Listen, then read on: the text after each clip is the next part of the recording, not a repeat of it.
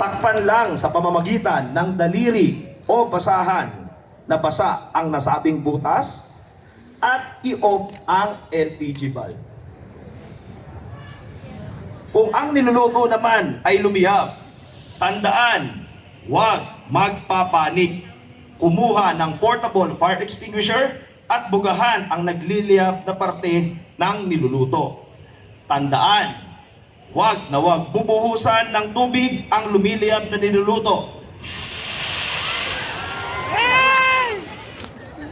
Dahil maaari itong lumaki at kumalat.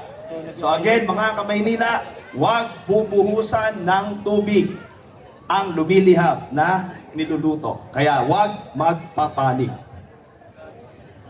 Kung ang niluluto naman ay sakaling wala tayong nakitang portable fire extinguisher sa loob ng bahay, kumuha ng pantakip at takluban ang niluluto upang ito ay hindi na makahigop ng hangin o oxygen. Kung wala naman, kumuha ng damit o tuwalya, basain at itaklob ulit sa niluluto. Pagkatapos ay i-off o patayin ang LPG valve.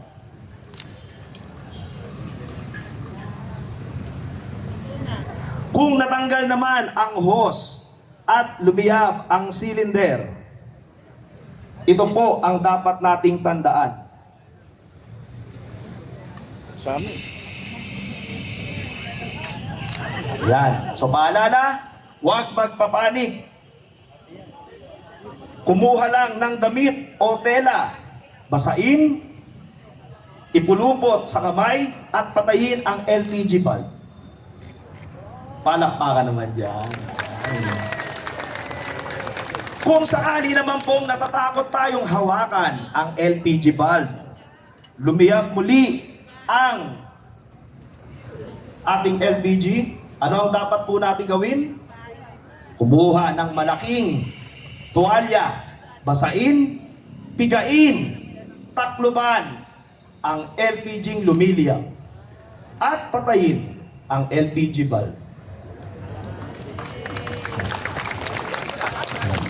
Tandaan, huwag nating pabayaan ang ating mga niluluto. Punasan ang pinaglutuan dahil maaring ang mga sangkap o oil ay tumalsik o kumalat na maaring pagmulan ng apoy.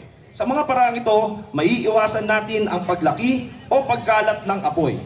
Kaya't naway sana ay may natutunan tayong lahat sa araw na ito. Muli, sa pamunuan ng Bureau of Fire Protection, Manila Fire District sa pangunguna ng aming butihing District Fire Marshal, Fire Senior Superintendent Eddie Wong Tanawan, maraming salamat po sa pakikinig at naway maibahagi natin sa ating kasamahan, kabarangay at kapamilya ang paraan sa pag-iwas sa sunog upang maiwasan ang pinsalang dulot nito. Tandaan mga Kamanileño, sa pag-iwas sa sunog, kasama namin kayo at hindi kayo nag-iisa. Kami ang bumbero ninyo na ang bisyo, magserbisyo. Muli, magandang lahat at ligtas na umaga sa inyong lahat. Maraming salamat sa ating Paco Fire Substation personnel na pinamumunuan ni Fire Inspector Annabel C. Padilla na talaga namang walang sawang nagsasagawa ng mga fire safety drills and demonstrations upang mapalaganap ang mga kaalamang hindi lamang sa pag-iwas sa sunog, kundi pati na rin sa mga pamamaraan ng agaran nitong pag-apula. Sa ngayon naman po, sama-sama nating saksihan ang isang naging tradisyon na seremonya ng pagpapatunog ng kampana tuwing buwan ng Marso, na sumisimbolo sa pakikiisa ng ating lokal na gobyerno sa taunang pag-obserba sa buwan ng pag-iingat sa sunog.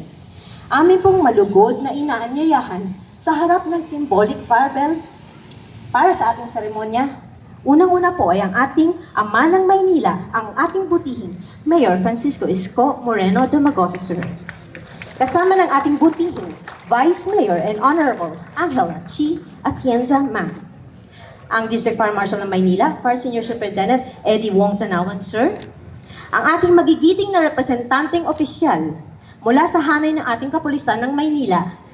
Sir, anyone from our MPD? Mula sa hanay ng ating Bureau of Jail Management and Penology.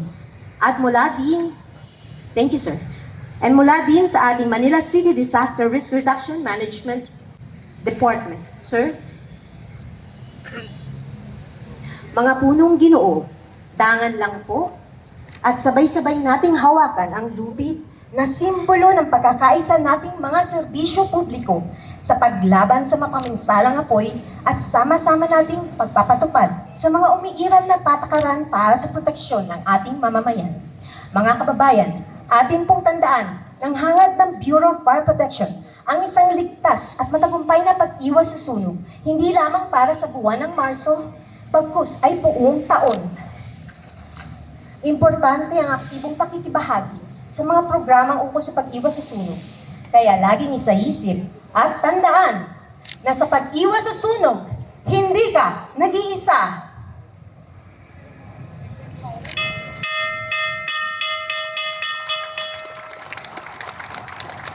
Maraming salamat po, mga punong Ginoo at Ginang sa suporta sa pagpapaunlak sa buong kagawaran ng pamatay sunog ng Maynila, lalo-lalo na sa adhikain nito na mapalaganap ang advokasya ukol sa pag-iingat sa sunog.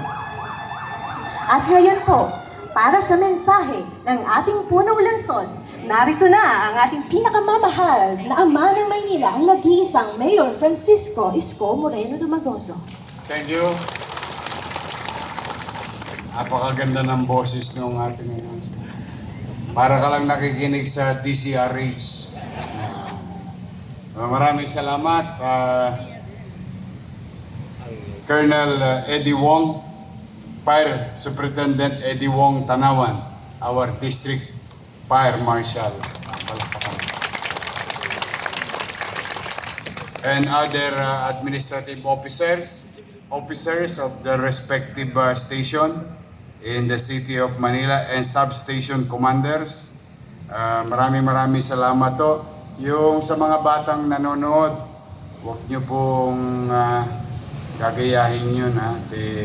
Yan ay done by professionals. Sa atin naman, sana may natutunan tayo.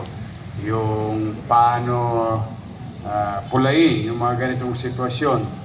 At sa panawagan ko sa lahat, huwag ko kayo naglalaro ng apoy.